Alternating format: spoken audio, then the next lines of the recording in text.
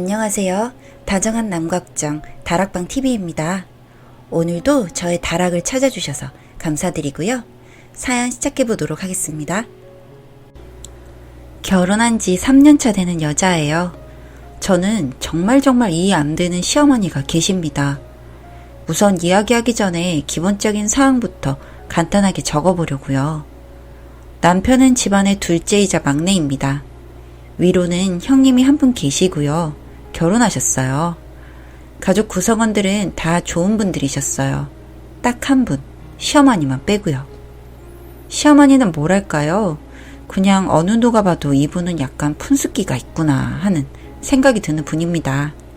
본인이 하고 싶은 말이 있으면 그냥 아무 거리낄 게 없어요. 그냥 본인이 하고 싶은 말 바로 하십니다. 그런 것 때문에 한 번씩 다들 민망하고 얼굴 붉게할 일도 생기고 그렇습니다. 한 가지 일화를 말해보자면 저희 결혼하려고 상견례 했을 때 이야기인데요. 일식 코스집에서 상견례를 했었어요. 그런데 그곳이 서빙을 여자분들이 와서 무릎을 꿇고 서빙을 해주시는 곳이었습니다. 그분들이 들어오실 때마다 아이고 그렇게 맨날 무릎을 꿇으니 곧 도가니 나가겠네요. 하하하하.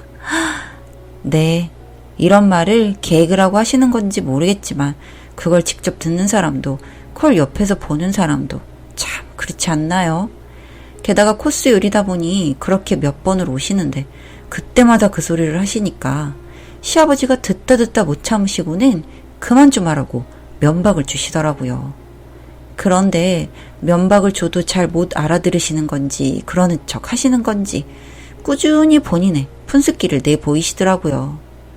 그래서 저희 부모님이 상견례 후에 걱정을 많이 하셨어요. 그나마 시아버님이 점잖고 좋으신 분 같아서 그냥 결혼 진행했고요. 그런데 이런 저희 시어머니가 지금 하시는 일이 뭔 줄 아시나요? 찜질방을 하십니다. 찜질방을 하는 게 어떻게 보면 무슨 문제야? 하실 수 있어요. 찜질방이 대형 찜질방은 아니고 동네에서 하는 적당한 크기다 보니까 그 동네 사랑방 같은 곳이거든요. 동네 사람들이 많이 이용하다 보니까 남의 말하기 좋아하는 저희 시어머니께는 참 푼숫기에 불을 붙여주는 직업인 거죠. 시아버님은 이 찜질방을 그만 닫고 싶어 하셨어요. 결혼 전부터 그러셔서 저는 많이 힘드신 게 아닌데 돈도 잘 버신다면서 왜 그만하시려는 거냐고 남편에게 물었던 적이 있는데 이젠 왜 그러는지 너무 잘 알겠더라고요. 결혼한 지 이제 3년 차인데 이곳에서 일어나는 일들로 인해서 가족들이 고통을 받아요. 왜냐고요? 저희 시어머니 때문이죠. 여기서 아주머니들이 하는 이야기나 이런 걸 다 듣고 계시다가는 이 말 저 말 옮기다가 결국에는 걸려서 된통 당하시고 찜질방에 불을 질러버리겠다고 어떤 분이 오셔서 난리를 치고 가서 저랑 남편까지 호출돼서 가서 말리고 난리였어요. 누구네가 바람을 피운다더라. 이 말을 들음 시어머니는 바로 그 누구네 배우자에게 말을 해버립니다. 그 말을 하고 싶어서 입이 근질거리시나 봐요. 사실 이런 장사를 하려면 입이 무거워야 하는 거잖아요. 그래야 문제가 안 생기는데 시어머니는 워낙 남이 말하는 걸 좋아하시니까 분란이 끊이질 않는 겁니다. 그리고 찜질방에 붙어있는 대중탕 같은 경우 탈의를 하기 때문에 전 직접 들은 적이 없지만 형님께 들은 말로는 그렇게 동네 아주머니들 몸매 평가를 하신대요. 누구누구는 배가 많이 나왔고 어디가 작고 어디는 처졌고 다리가 짧고 다리털이 많네 적네 그러시더래요. 누가 들어주는 사람도 없는데 혼자 신나서 그러신다는 거예요. 시아버지 같은 경우에는 이런 소리가 너무 싫어서 아예 이런 말 할 때는 밖에 나가버리시고 그냥 이런 말뿐만 아니라 시어머니가 무슨 말을 하면 가족들이 대부분 다 흘려들어요. 그냥 긴 시간 동안 시어머니의 가벼운 언행들 때문에 가족들이 그렇게 된 것 같더라고요. 그런데 사실 이런 문제도 며느리인 제 입장에선 그냥 안 그러셨으면 좋겠다 이 정도지 시어머니가 너무 싫고 다신 보기 싫다 이 정도의 문제는 아니었어요. 남편과 시아버지는 같이 오래 살다 보니까 이런 게 지긋지긋해져서 무지 싫어하셨지만 저는 겪어봐야 고작 몇 년이니까 그냥 그러신가 보다 하고 말았습니다. 그런데 한 번씩 곤란한 때가 있었어요. 시댁에서 찜질방을 하다 보니까 목욕이나 찜질을 여기 와서 공짜로 하라고 하십니다. 저는 원래도 더운 곳을 싫어하고 대중탕을 안 가요. 그냥 낯선 사람들의 시선도 싫고 땀 뺀다고 해서 개운하고 그런 거 전 잘 모르겠어서요. 그런데도 꼭 한 번씩은 와서 찜질도 하고 식혜랑 계란도 까서 먹고 놀다 가라고 하세요. 하지만 매번 거절했습니다. 그런데 같이 일을 하던 분이 집안에 큰 문제가 생겨서 한 달간은 출근을 못 하신다는 거예요. 대중탕에서 일하던 분이 그렇게 못 나오신다고 하니까 그동안 일했던 정도 있고 해서 기다려 주시기로는 했는데 그 기간 동안 해줄 사람을 구해야 하는 게 그게 어려워진 거예요. 누가 와서 한 달이라고 그만두라고 하면 올 사람 당연히 구하기 쉽지 않겠죠. 그렇다고 남자를 여자탕에 보낼 수도 없고 해서 어쩔 수 없이 형님과 제가 며칠씩 돌아가면서 찜질방 일을 돕게 되었습니다. 안 해본 일이다 보니까 생각보다 힘들었어요. 특히나 마지막에 문 닫기 전에 여자탕 청소하는 게 너무너무 힘들었습니다. 형님도 많이 힘들어 하셨었어요. 그렇게 교대로 형님과 일을 하던 중에 형님이 그러시더라고요. 청소 다 마치고 나서 텅 빈 목욕탕에서 샤워하고 나오면 시원하고 좋더라고요. 그 말이 생각나서 저도 어느 날은 샤워를 해볼까 했습니다. 청소 열심히 해두고 시원한 물로 샤워도 하고 나오니까 정말 개운하고 좋더라고요. 뽀송뽀송하게 집으로 가서 바로 잘 수 있으니 그것도 좋고요. 힘들긴 했지만 작은 거에 기쁨 느껴가면서 제 나름 열심히 도와드렸습니다. 그렇게 한 달이 다 지나갔고 원래 계시던 아주버님이 돌아오셨어요. 그동안 고생 많았다면서 시아버지가 저희 식구 다 맛있는 거 사주시겠다고 몸보신 시켜준다며 장어를 사주신다는 거예요. 그래서 한자리에 다 모여서 맛있게 장어구이를 먹었습니다. 한창 먹고 있는데 장어 꼬리를 시어머님이 남편과 아주버님께 주시더니 또 푼수처럼 니들은 꼬리 먹고 힘쌀 때가 있으니까 특별히 준다. 네 아빠는 있어도 쓸 데가 없으니까 줄 필요도 없어. 니들은 보니까 많이 먹어야겠더라야. 이러시더라고요. 입이 말씀만으로도 시아버님, 남편, 아주버님, 저 형님까지 민망하기도 하고 좀 그랬어요. 시아버지가 다른 이야기로 화제를 바꾸셨고 저희는 그 이야기를 들으면서 맛있게 장어를 먹었습니다. 그런데 갑자기 시어머니가 본인의 이야기를 다들 들어주지 않아서 화가 났는지 아니면 주목받고 싶으셨는지 큰 소리로 말씀을 또 시작하셨죠. 우리 첫째 아들은 와이프 가슴이 워낙에 커서 행복하겠더라 라고 하셨습니다.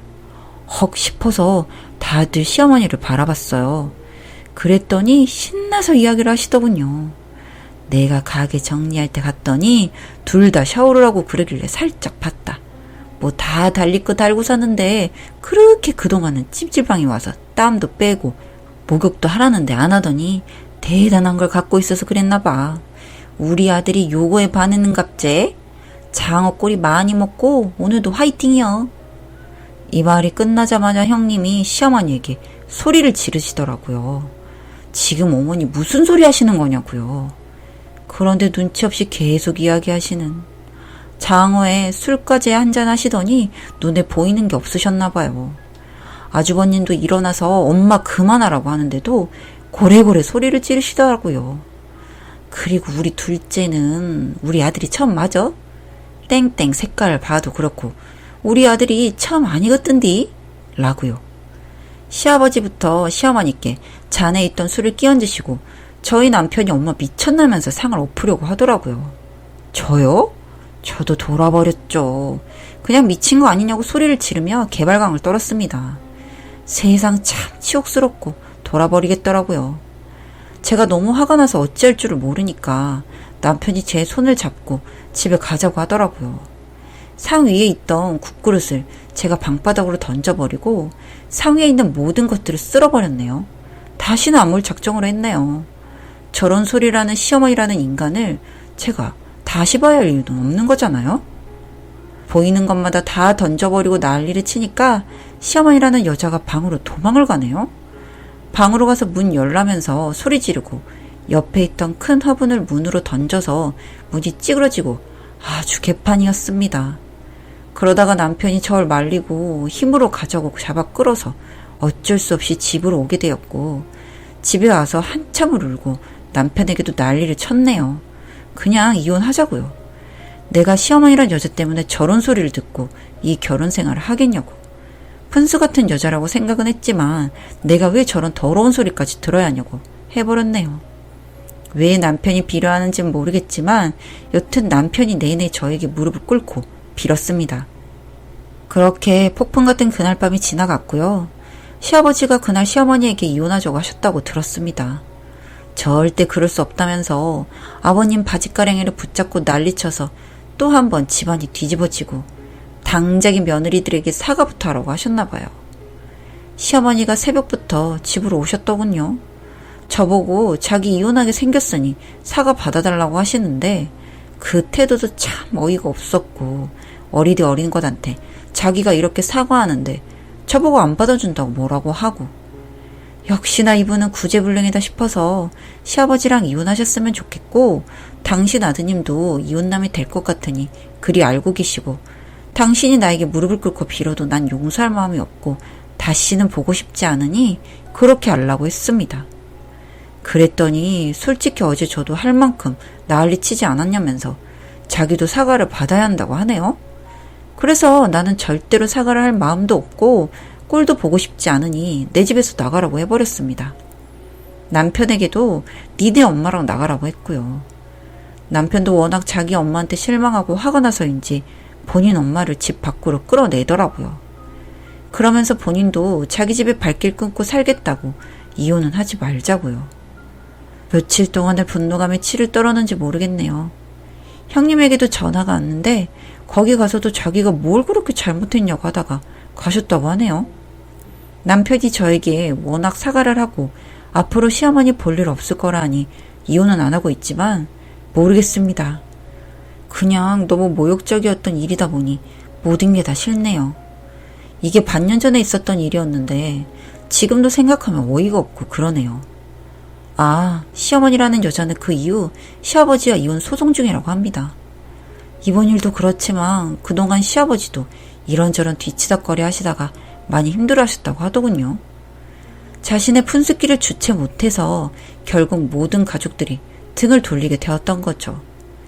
현재까지는 마음속 응어리가 다 풀리지 않았습니다만 시간이 더 지나면 나아지겠죠.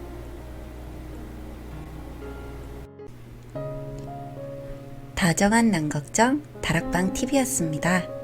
다락방 주인에게 구독과 좋아요, 알림 설정으로 응원해주세요.